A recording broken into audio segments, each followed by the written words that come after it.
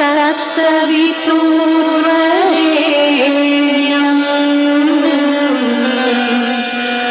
भर्गो देवस्य धीमहि धियो यो नः प्रचोदयात्।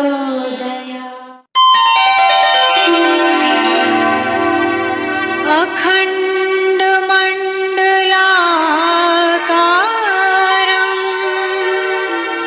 व्याप्तं येन चराचरं तत्पदं दर्शितं येन तस्मै श्री गुरुवे। मित्रों, आप सभी के लिए आश्विन नवरात्रि की ढेर सारी शुभकामनाएं। यदि आप गायत्री का लघु अनुष्ठान इस नवरात्रि में करने के लिए जा रहे हैं तो उसकी क्या व्यवस्था करना चाहिए, किस प्रकार से व्यवस्था बनाएं, कलश स्थापना कैसे करें, दीपक अखंड दीपक जलाएं या प्रतिदिन दीपक जलाएं, नवग्रह आदि की पूजन किस प्रकार से करें, किस प्रकार से संकल्प लें, घट स्थापना किस प्रकार से करें, उसका मुहूर्त कब से कब तक है, इन समस्त जानकारियों के साथ में आज हम आपके समक्ष उपस्थित हुए हैं। हमारे आत्मी, यदि आप गायत्री की साधना करने के लिए जा रहे हैं या दुर्गा सप्तशती का पाठ करने के लिए जा रहे हैं या रामचरितमानस का पाठ करने के लिए जा रहे हैं तो आपको चाहिए कि आपकी जो पूजा स्थली है वो एक दिन पूर्व जो है आप उसको साफ सुथरा कर दें। वहाँ पर किसी प्रकार की कोई भी गंदगी नहीं रहनी चाहिए। इसके साथ साथ में आपके घर के आसपास भी, आपके घर के अन्य कमरों में भी किसी प्रकार की कोई भी गंदगी ना हो। खासकर जो आपकी पूजा स्थली है उसके आसपास कहीं कोई भी चीज़, गंदे कपड़े हैं, जूते चप्पल हैं इत्यादि, किसी प्रकार का कोई भी इस प्रकार की चीज़ ना हो जिससे कि नकारात्मक पैदा हो, जाले इत्यादि ना लगे हों। इन सब चीज़ों का आपको ध्यान रखना चाहिए। एक दिन पूर्व जो है आपको पूजा स्थली को पूर्ण रूप से शुद्ध साफ कर लेना चाहिए। यदि आप कोई नई चीज खरीद करके लाएं, जैसे घंटी है, शंख है, दीपक है, जो भी आप सामग्री खरीद करके लाएं उसको यथास्थान आपको उस समय रख देना चाहिए। पूजन करने जब आप 9 दिन पूजन करेंगे तो 9 दिन में आपको क्या क्या सामग्री लगेगी, क्या क्या चीज़ें लगेंगी, वो एक जगह आपको एकत्रित रखना चाहिए। जैसे धूप है, धूप आपको 9 दिन में कितनी लग जाएगी, घी आपको कितना लगेगा। इसके पश्चात में आपको माला आप वहाँ पर रख लें, फूल इत्यादि तो प्रतिदिन आपको लाना पड़ेगा। और भी जो सामग्री हैं वो सब आपको एक साथ एकत्रित करके एक जगह रख लेना चाहिए ताकि आपको पूजा के समय बार बार उठना ना पड़े। ऐसा नहीं कि आप मंत्र जाप करने के लिए बैठ रहे हैं और उसके पहले आपको याद आए कि ये वस्तु तो हम रखना भूल ही गए, तो फिर उसके लिए बार बार आपको उठ के ना जाना पड़े। इन सब चीज़ों का आपको उस समय ध्यान रखना चाहिए। तो नवरात्रि 3 अक्टूबर की है और 12 अक्टूबर तक रहेगी। इन दिनों में 2 अक्टूबर की शाम को आपको पूजा स्थली को एकदम साफ सुथरी करके एक पाटे पर आप पीला कपड़ा बिछा लें या लाल कपड़ा कोरा आप उस पर बिछा लें, उस पर कलश रख दें और एक तरफ आप दीपक रख दें। गुरुदेव माता जी का आप चित्र रख दें। बाकी जो देवी देवता यदि आपकी पूजा स्थली पर हैं उनको यथावत रहने दें और उनकी जिस प्रकार से आप प्रतिदिन पूजन करते हैं उस प्रकार से आप उनको प्रतिदिन पूजा करें। यदि लड्डू गोपाल यदि आदि आपके पास में रखे हुए जिनको कपड़े आदि पहनाते हैं तो उनके कपड़े भी आप बदल दें। और बीचों बीच जो है आप एक पाटे में पूज्य गुरुदेव गायत्री माता का आप चित्र रख लें। थोड़े से चावल रख लें या वहाँ अष्टकमल बना दें और उसके ऊपर आपको कलश रखना और एक तरफ जो है आपको थोड़े से चावल की ढेरी रख करके या अष्ट दल बना करके उसके ऊपर आपको दीपक रखना है। अब उसके बाद आपको संकल्प ले लेना है। तो संकल्प लेने के समय आपको ये ध्यान रखना चाहिए कि आप इन 9 दिनों में किस प्रकार से साधना करेंगे। आप प्रतिदिन 27 माला का जाप एक बार में करेंगे, 2 बार में करेंगे या 3 बार में करेंगे। प्रातः काल कितना करेंगे, दोपहर को कितना करेंगे, सायंकाल को कितना करेंगे या प्रातः और सायं को कितनी कितनी करेंगे, उसका आपको पहले ही निर्धारण कर लेना चाहिए। आप किस प्रकार से उपवास करेंगे उसका भी आपको निर्धारण कर लेना चाहिए। संकल्प लेते समय इन्हीं सब चीज़ों का आपको संकल्प लेना चाहिए। ऐसा नहीं कि उसके पश्चात आप जो है किसी दिन आपने 11 माला कर ली, किसी दिन आपने 25 माला कर ली, आगे पीछे नहीं होनी चाहिए। संकल्प की विधि हम आपको यहाँ सर बोल के बताएंगे, उस आधार पर आप संकल्प ले लें। और संकल्प लेने के लिए दाहिने हाथ की हथेली में एक आचमनी जल, अक्षत और थोड़े से पुष्प रखकर कमर सीधी करके मन को संकल्प पर एकाग्र करते हुए संकल्प मंत्र बोले। ओम विष्णुर् विष्णुर् विष्णुः श्रीमद्भगवतो महापुरुषस्य विष्णुराज्ञया प्रवर्तमानस्य अद्य श्रीब्रह्मणो द्वितीये प्रारार्धे श्रीश्वेतवाराहकल्पे वैवस्वन्तमन्वन्तरे घुर्लोके जम्बूद्वीपे भारतवर्षे भरतखण्डे आर्यावर्तर्कदेशान्तर्गते। सभी अपने देश का नाम लें और अपने राज्य का नाम लें। क्षेत्रे, स्थले, क्रम संवत्सरे, मासानां मासोत्तमे मासे। फिर उस मास का नाम लें जो चल रहा हो, जैसे चैत, बैसाख, ज्येष्ठ या आषाढ़ या इत्यादि। फिर उस पक्ष का नाम लें जो चल रहा हो, उदाहरण के लिए शुक्ल पक्ष या कृष्ण पक्ष। फिर उस तिथि का नाम लें जिस तिथि से आपने अनुष्ठान शुरू किया है, और फिर उस दिन का नाम लें जो दिन चल रहा है, जैसे सोमवार, मंगलवार इत्यादि। और फिर अपना नाम लें और अपना गोत्र बोलें। यदि कोई गोत्र ना हो तो भरद्वाज गोत्र बोलें। गोत्रोत्पन्नः, अपना नाम बोलें। नामा अहम, सत्प्रवृत्ति संवर्धनाय, दुष्प्रवृत्ति उन्मूलनाय, लोक कल्याणाय, आत्म कल्याणाय, वातावरण परिष्काराय, उज्ज्वल भविष्य कामना पूर्तये च प्रबल पुरुषार्थं करिष्ये। अस्मै प्रयोजनाय च कलशादि आवाहित देवता पूजन पूर्वकम।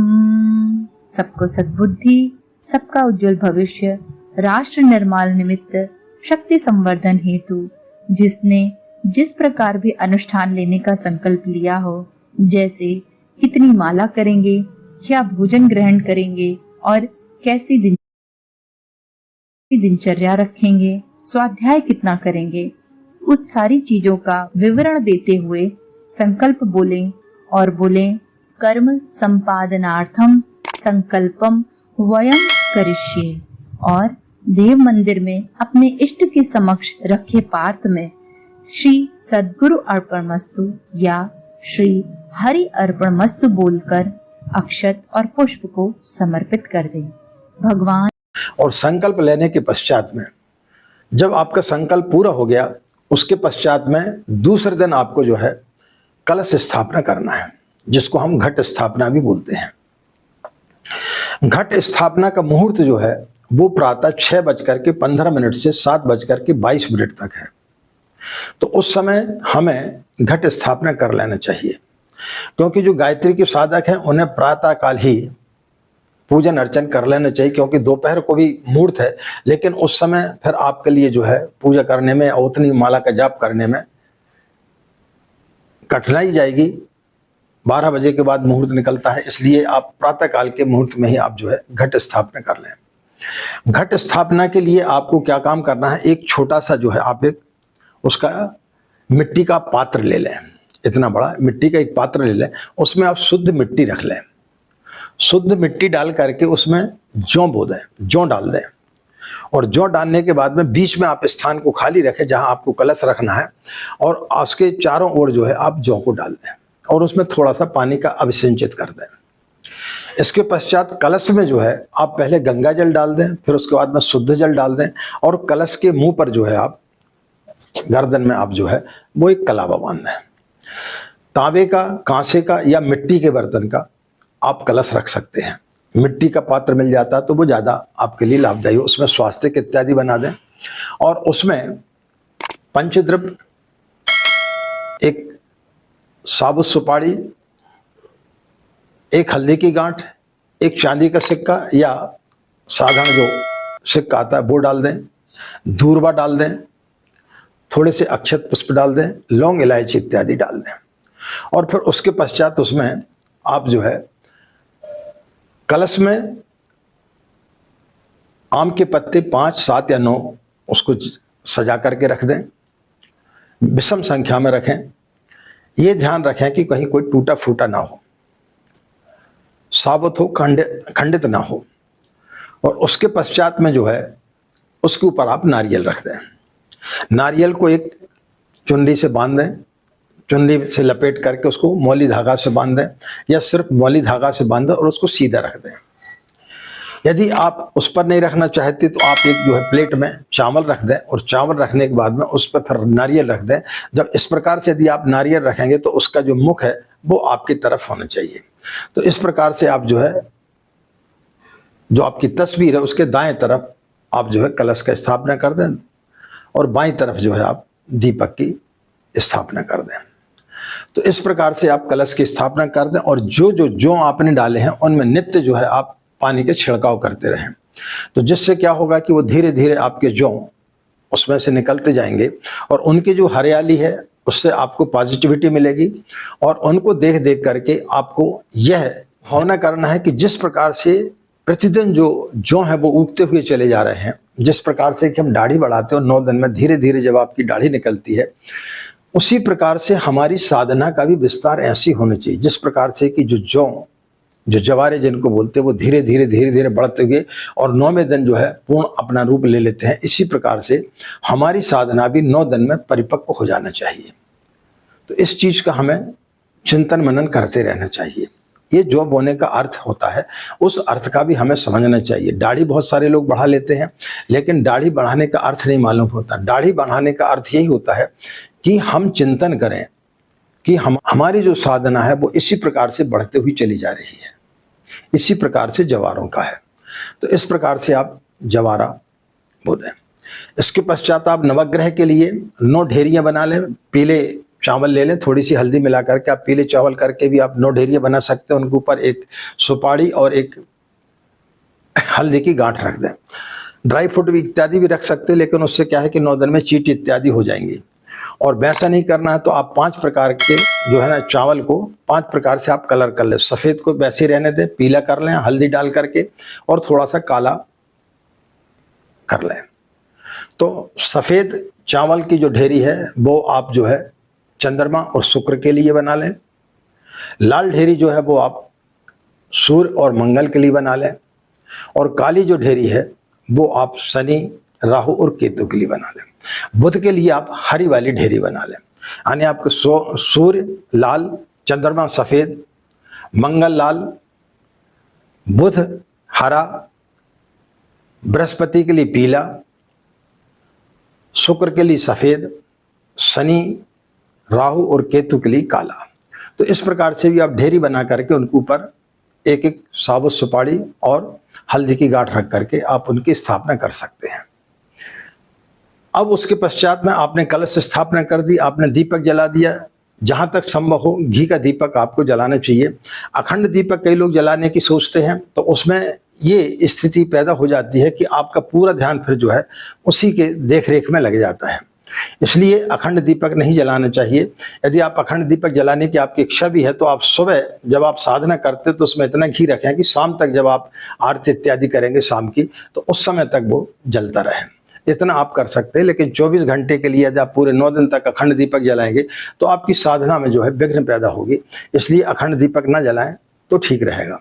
तो इस प्रकार से दीपक जला करके और फिर उसके पश्चात जब आप पूर्वमुख होकर के बैठ जाएं, स्नान आदि करने के पश्चात प्रतिदिन की आपकी प्रक्रिया होनी चाहिए कि स्नान आदि करने के पश्चात में पूजा स्थली आपकी साफ सुथरी हो।